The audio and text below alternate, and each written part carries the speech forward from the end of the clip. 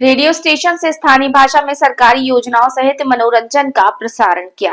मध्य प्रदेश के आदिवासी बाहुल्य डिंडोरी जिले में बैगाचक गांव से एक प्रेरणादायक पहल सामने आई, जहां वन्य रेडियो के जरिए विशेष संरक्षित बैगा जनजातियों को शिक्षा, स्वास्थ्य और सरकारी योजनाओं के प्रति जागरूक किया गया। ये रेडियो स्टेशन बैगा समाज के विकास में मील का पत्थर साबित हो रहा है।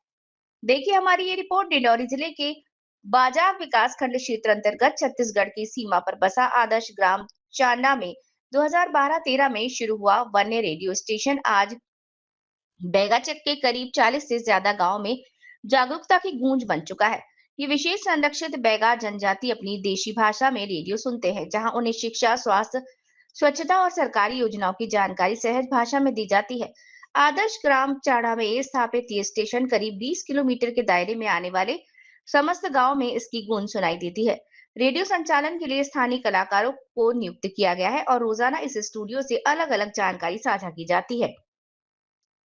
यहाँ पर उपस्थित एक कलाकार से जब हमने बात की तो उनका कहना था कि यहाँ पर पहले लोगों में इतनी जागरूकता नहीं थी, लेकिन स्टेशन लगने के बाद लोग अब हर क्षेत्र में जागरूक हो गए हैं।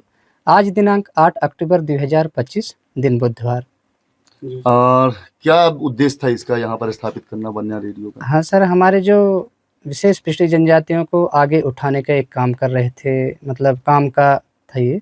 इसका खोलने का मेन मुख्य उद्देश्य था कि जो पिछड़ी जनजाति के हैं उन लोगों को हम कैसे उनको अच्छी जागृत करके उनकी अच्छे जीवन यापन में तो सरकारी योजनाओं के बारे में प्रसारित होता है, सारी तमाम उनको जागरूक किया जाता है। जी जी। क्या बदलाव आया सर जी? कई चीज़ों में बहुत बदलाव आया है। उनके मतलब कहा जाए जो सरकार की विभिन्न योजना में जो चल रहे हैं, तो कम से कम पहले से अपेक्षा अभी बहुत मतलब शिक्षा, स्वास्थ्य को लेकर यहाँ जागरूक शिक्षा, स्वास्थ्य, उनका रहन सहन, लोगों से मिलना। पहले है तो डर रहे थे, तो कई प्रकार के अनेक समस्या, पर अब है तो बेहिचक उन लोग बोल सकते हैं और अपने बात को वहाँ तक रख सकते हैं। जिस अधिकारी से मिलना है वो सब चीज़ कर सकते हैं। पहले है तो लोग बाग मतलब गाँव आते हैं यहाँ सर 40 गांव करीब। छत्तीसगढ़ का गाँव भी होगा जी, छत्तीसगढ़ छोड़ के सर। क्या नाम है? अमर सिंह बताएंगे शुरू में। रमताबाई नाम है। रेडियो केंद्र में हर कुछ बदलाव सुन रहे हैं, तो बदलाव आ रहे हैं सरकार के योजना से। क्या क्या सुनते हो रेडियो में? सब चीज सुनते हैं सर, दवाई गोली के बारे में, स्कूल के बारे में, खेती किसानी के बारे में। कब से चल रही है रेडियो? बहुत साल हो गए। अच्छा लगता है रेडियो? जी सर, अच्छी लगता है। तो कौन सी भाषा में सुनाते हैं?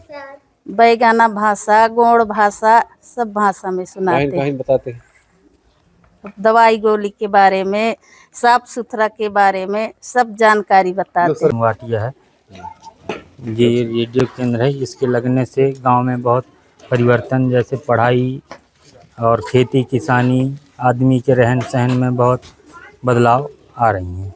क्या क्या जानकारी दिया जाता है इस रेडियो? यहाँ रेडियो केंद्र से जैसे स्वास्थ्य से संबंधित जानकारी और खेती के बारे में, गाना, फिर पढ़ाई लिखाई, ये और चीज़ों के बारे में बहुत। कौन सी भाषा में? ये गोंडी भाषा में जानकारी मिलती है सर। तो हमेशा मिलती है? जी सर। कैसा? गोंडी भाषा में। क्या बदलाव देखा आपने इससे? इससे जैसे अब रहन सहन हर चीज़ में बदलाव। पहले क्या स्थिति थी? पहले बहुत खराब स्थिति थी।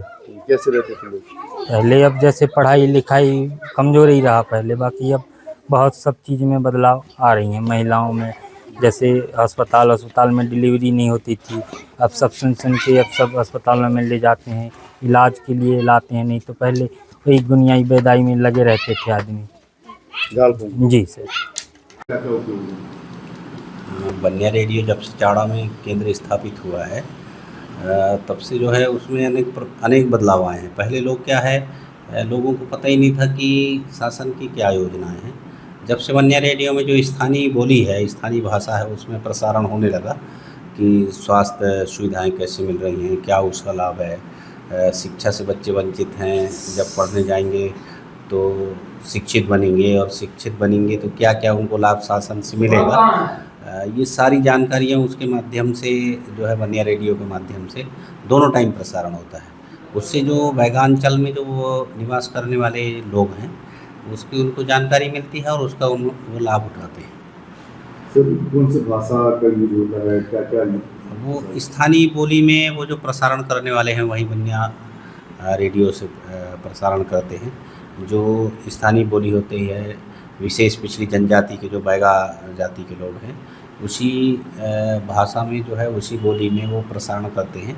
तो ज़्यादा से ज़्यादा उनको समझ में आता है, और जब ज़्यादा समझ में आता है तो फिर वो शासन की योजनाओं का लाभ लेने के प्रयास करते हैं, और आज उसमें बहुत सफलता मिली।